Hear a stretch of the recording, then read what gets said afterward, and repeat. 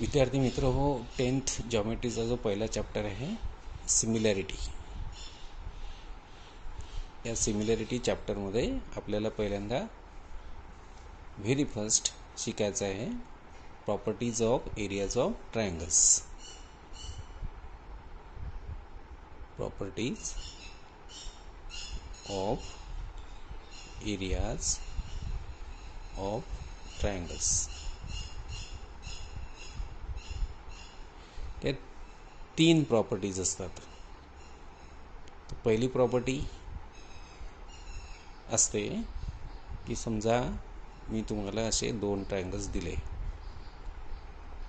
हा एक ट्रायंगल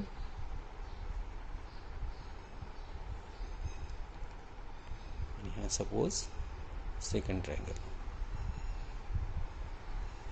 या ट्रायंगलला नाव देऊ आपण ABC. या ट्रायंगलला नाव देऊ आपण PQR. आता या ABCचा बेस मी BC घेतो. या बेसवर जेव्हा आपण अपोजिट व्हर्टेक्समधून परपेंडिक्युलर टाकतो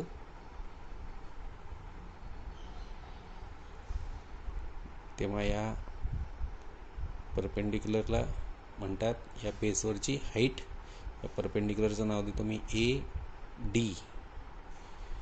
याचा बेस आपण QR घेऊ. QRवर आपण अपोजिट व्हर्टेक्स P मधून परपेंडिक्युलर टाकू. या परपेंडिक्युलरचं नाव घेऊ आपण PS. आता हे जे 2 ट्रायंगल्स आहे, या 2 ट्रायंगल्समध्ये पहिल्या ट्रायंगलचा बेस मी BC घेतो आहे. ही AD झाली त्या बेसवरची हाईट. याचा बेस घेणार आहे मी QR. PS झाली त्या QR बेसवरची हाईट.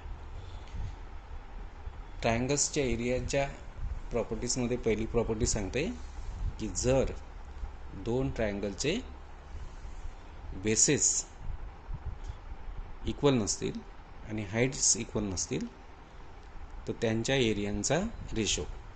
आता पहा इथे बेस, याचा बेस BC आणि याचा बेस QR. बेसेस इक्वल नाही आहे. BC बेस मोठा आहे QR बेसपेक्षा. जे बेसेस आर नॉट इक्वल. आणि यांच्या हाईट्स पण पहा. याची हाईट AD, याची हाईट PS. हाईट्ससुद्धा इक्वल नाही आहेत, लहान मोठे आहेत. मग पहिली प्रॉपर्टी एरियाज ऑफ ट्रायंगल्सची की if bases and heights of 2 triangles are not equal, जर ट्रायंगल्सचे बेसेस आणि हाईट्स इक्वल नसतील तर त्यांच्या एरियांचा रेशो म्हणजे area of triangle ABC upon area of triangle PQR. जर if bases and heights of 2 triangles are not equal then ratio of their areas. मी बघा यांच्या दोघांच्या एरियांचा रेशो घेतला तर यांच्या एरियांचा रेशो असतो या दोघांच्या बेस आणि हाईट यांच्या प्रॉडक्टचा रेशो. मग ट्रायंगल ABCचा बेस कोणता?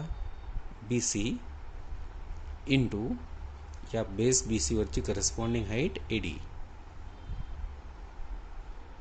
आणि ट्रायंगल PQRचा बेस QR आणि त्या बेसवरची करस्पॉन्डिंग हाईट म्हणजे त्या बेसवरची हाईट म्हणजे त्या बेसची करस्पॉन्डिंग असलेली हाईट. या QR बेस घेतला तर करस्पॉन्डिंग हाईट आहे PS. म्हणजे पहिली प्रॉपर्टी सांगते आपल्याला की if bases and heights of 2 triangles are not equal then ratio of their areas is equal to ratio of products. म्हणजे एरियांचा रेशो बरोबर पहा ह्या प्रॉडक्ट्सचा रेशो. हे 2 प्रॉडक्ट्स आहेत, 2 प्रॉडक्ट्सचा रेशो आहे. मग कोणाचे प्रॉडक्ट असतात हे? 2 ट्रायंगलचे बेसेस आणि हाईट्स इक्वल नसतील तर त्यांच्या एरियांचा रेशो असतो त्या ट्रायंगलचा बेस आणि त्या बेसवरची हाईट.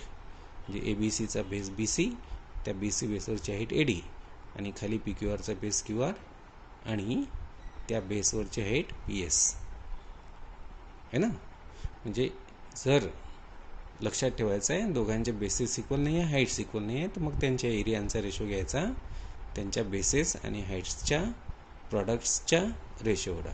म्हणजे ABCचा बेस BC, हाईट AD PQRचा बेस QR, हाईट PS. जी प्रॉपर्टी आहे की if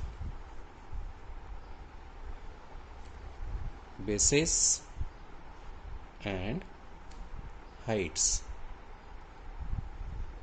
of two triangles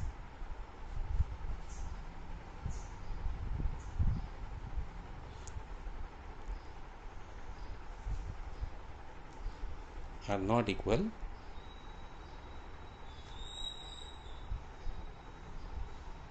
then ratio of their areas is equal to ratio of, हा रेशो एरियांचा आणि हा जो रेशो आहे हा आहे यांच्या बेस आणि हाईटच्या प्रॉडक्ट्सचा. तर if bases and heights of two triangles are not equal then ratio of their areas is equal to ratio of products of their bases and corresponding heights.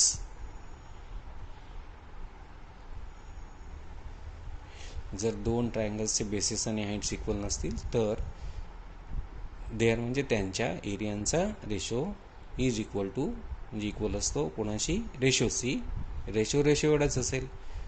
मग एरियांचा रेशो असतो रेशो एवढा. कोणाच्या रेशो एवढा, प्रॉडक्ट्सच्या रेशो एवढा. कोणाचे products, there bases म्हणजे त्यांचे बेसेस आणि त्या बेसेसवरच्या हाईट्स, या दोघांचं म्हणजे एरियांचा रेशो बरोबर त्या ट्रायंगलचे बेस आणि त्या बेसवरचे हाईट यांच्या प्रॉडक्ट्सचा रेशो. म्हणजे तुम्हाला ही प्रॉपर्टी रिमेंबर नाही करायची आहे, तुम्हाला फक्त हे रिमेंबर करायचं आहे की जर दोन ट्रायंगलचे बेसेस इक्वल नसतील तर त्यांच्या एरियांचा रेशो घ्यायचा तुम्ही त्या ट्रायंगलच्या बेस आणि त्या बेसवरच्या हाईट्सच्या प्रॉडक्ट्सच्या रेशो एवढा. सेकंड प्रॉपर्टी आहे, आता पॉसिबिलिटी अशी आहे बेसेस आणि हाईट्स इक्वल नसतील. सेकंड पॉसिबिलिटी अशी आहे की दोन ट्रायंगल्स तुम्हाला मी दिले. आता हे ट्रायंगल्स कसे घेतो मी, ह्या दोन पॅरलल लाईन्सच्या मध्ये हा ट्रायंगल मी घेतला. आता त्याच दोन पॅरलल लाईन्सच्या मध्ये मी हा सेकंड ट्रायंगल घेतो.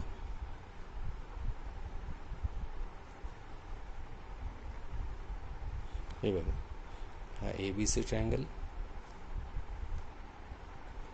हा ट्रायंगल PQR. ज्या दोन लाईन्सच्या मध्ये मी ABCला घेतलं त्याच दोन लाईन्सच्या मध्ये मी PQRला घेतलं. मी या A मधून परपेंडिक्युलर टाकतो BC वर AD आणि P मधून परपेंडिक्युलर टाकतो QR वर PS. आता हे जे दोन ट्रायंगल्स तुम्हाला दिसतात आहे यांचे हाईट्स जे आहेत ते इक्वल आहेत आणि बेसेस मात्र अनइक्वल आहेत. मग आता सेकंड प्रॉपर्टी आपल्याला सांगते की जर if heights of two triangles are equal, दोन ट्रायंगल्सच्या हाईट्स जर इक्वल असतील then ratio of their areas, तर त्यांच्या एरियाचा ratio is equal to the ratio of their corresponding bases. म्हणजे थोडक्यात हाईट्स इक्वल असतील तर एरियांचा रेशो असतो, दोन ट्रायंगल्सच्या एरियांचा रेशो असतो त्यांच्या करस्पॉन्डिंग बेसेसच्या रेशो एवढा. म्हणजे area of triangle ABC upon area of triangle PQR equal to, heights equal आहेत ना, मग एरियांचा रेशो घ्यायचा त्यांच्या बेसेसच्या रेशो एवढा, करस्पॉन्डिंग बेसेस.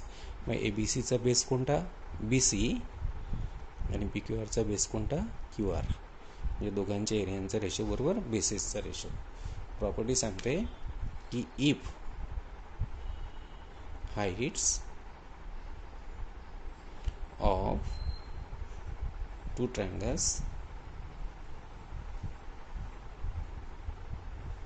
आर इक्वल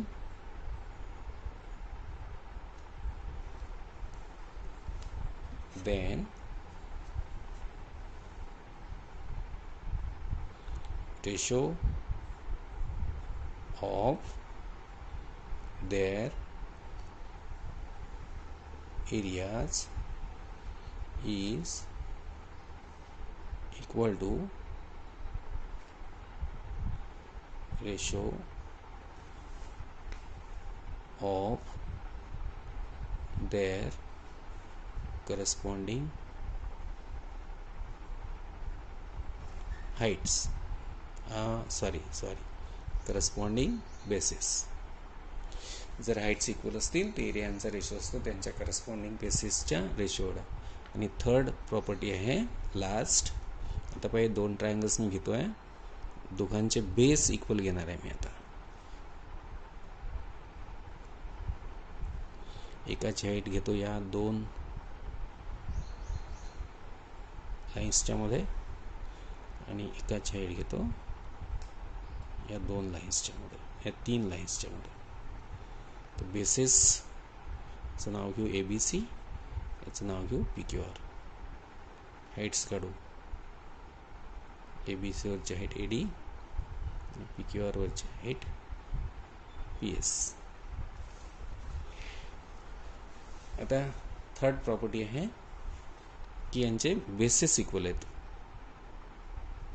मग बेसिस जर इक्वल असतील, ही bases of two triangles are equal, then ratio of their areas is equal to ratio of their corresponding heights.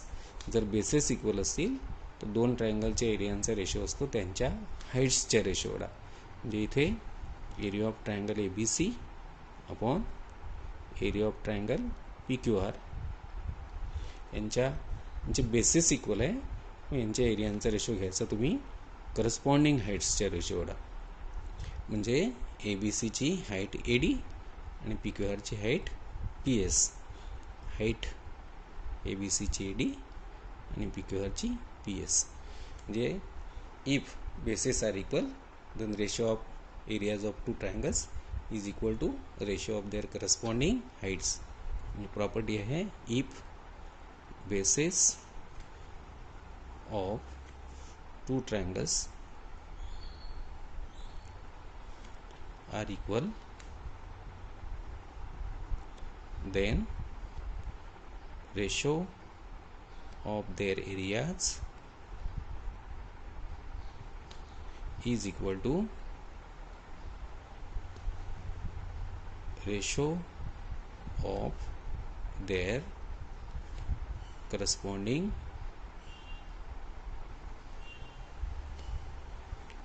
Heights. म्हणजे तुम्हाला आज लक्षात ठेवायचं आहे, दोन ट्रायंगल्स जर बेसिस आणि हाईट्स इक्वल नसतील तर एरियांचा रेशो घ्यायचा त्यांच्या बेस आणि हाईटच्या प्रॉडक्ट्सच्या रेशो एवढा. जर दोघांच्या हाईट्स इक्वल असतील तर एरियांचा रेशो घ्यायचा आहे त्यांच्या बेसिसच्या रेशो एवढा.